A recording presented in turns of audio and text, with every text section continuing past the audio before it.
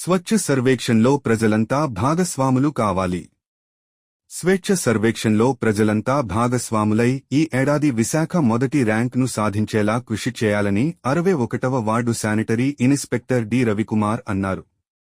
శుక్రవారం వార్డు పరిధి జనతా కాలనీలో జరిగిన అవగాహన కార్యక్రమంలో ఆయన పాల్గొని మాట్లాడుతూ స్వచ్ఛమైన మంచినీటినే సేవించాలని, కలుషితమైన మంచినీటిని సేవిస్తే డయేరియా వ్యాధి సంభవించే ప్రమాదం ఉందని ఆయన పేర్కొన్నారు.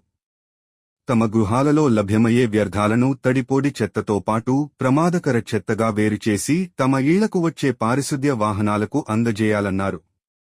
సింగిల్ యూజ్ ప్లాస్టిక్ను నిషేధించడం జరిగిందని, ప్రజలంతా నిషేధిత ప్లాస్టిక్కు స్వస్తి చెప్పి పర్యావరణాన్ని పరిరక్షించాలని ఆయన పిలుపునిచ్చారు.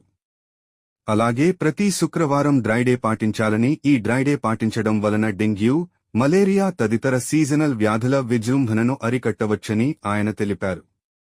ఈ కార్యక్రమంలో జిల్లా మలేరియా విభాగం health supervisor Suryanarayana, health assistant Romala Venubabu తదితరులతో పాటు సచివాలయం శానిటేషన్ సెక్రటరీలు, వార్డు మలేరియా సిబ్బంది, స్థానిక ప్రజలు పాల్గొన్నారు.